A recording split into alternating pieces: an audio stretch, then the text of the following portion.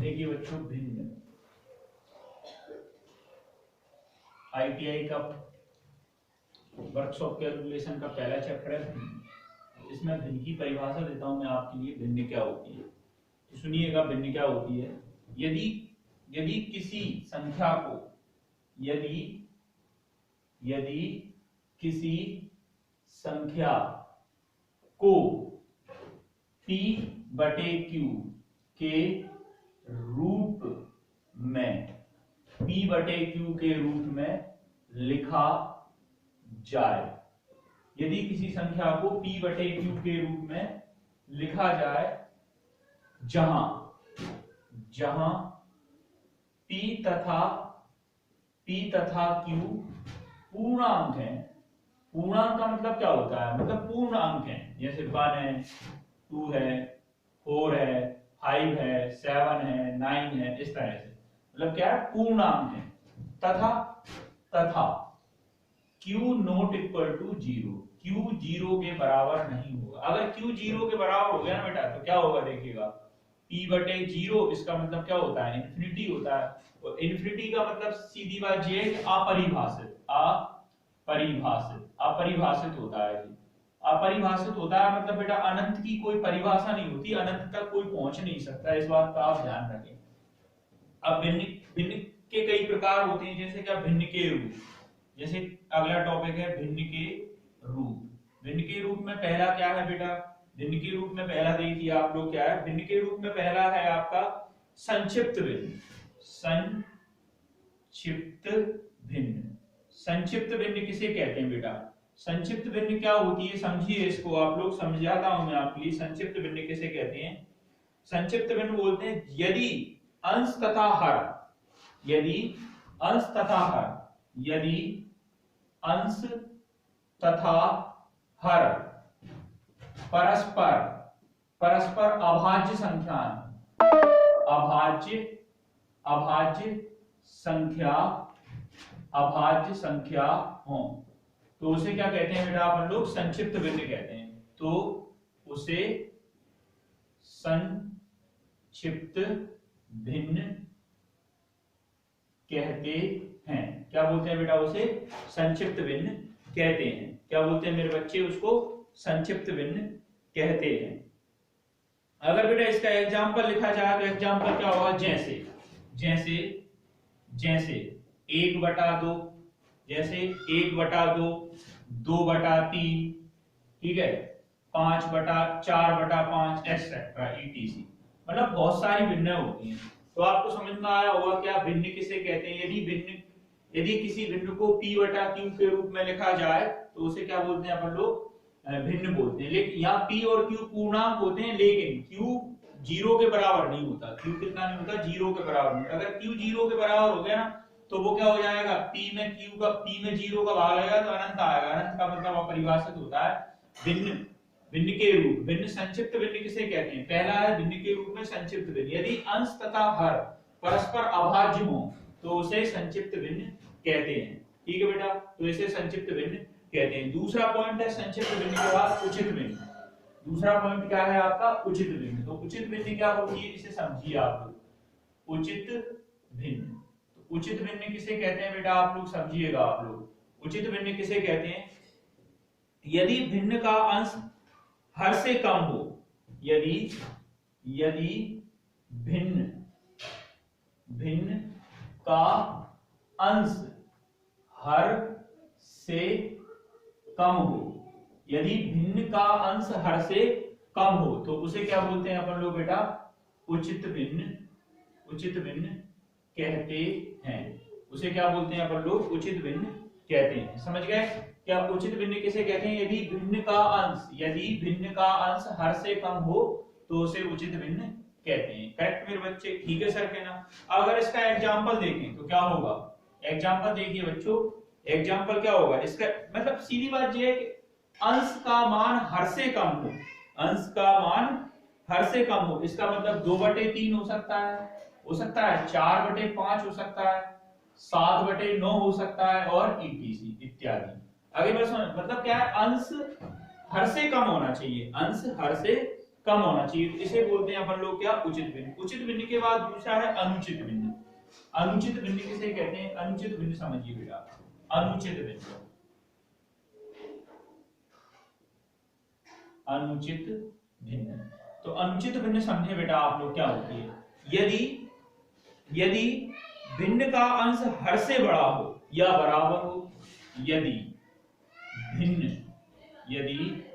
भिन्न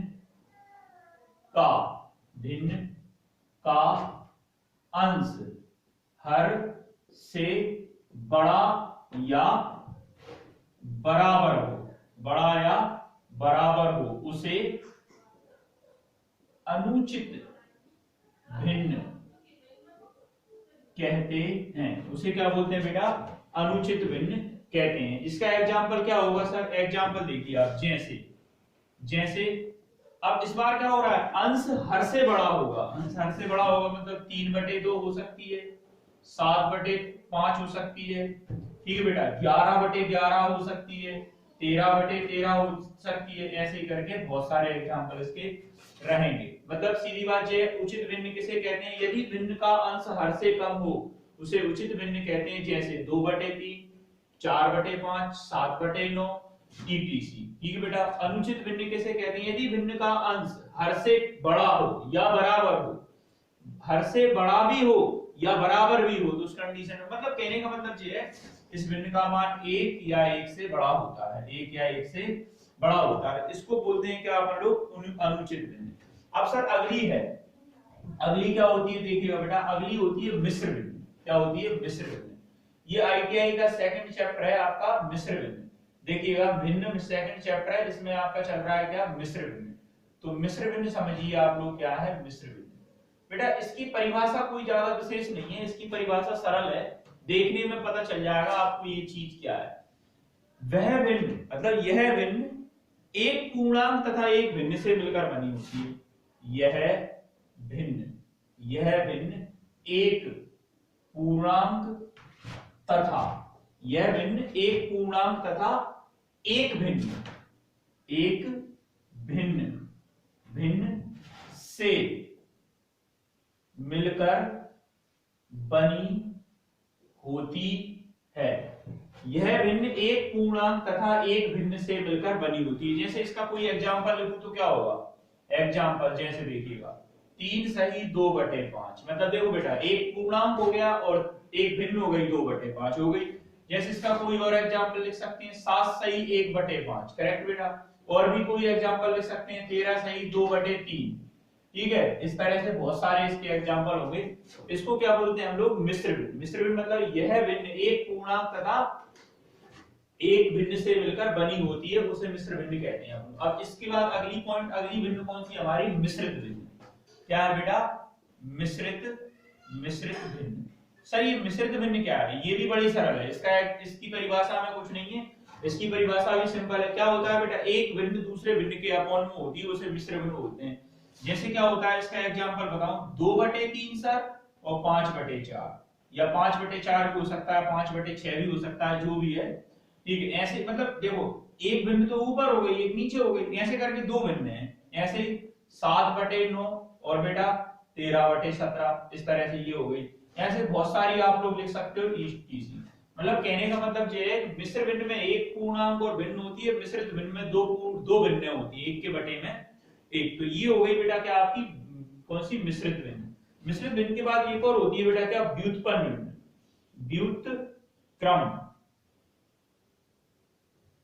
व्युत्क्रम भिन्न क्या होती है बेटा, व्युत्क्रम भिन्न। व्युत्क्रम भिन्न क्या होती है बेटा, इसमें कुछ नहीं रहता है, इसका सीधा साधा है।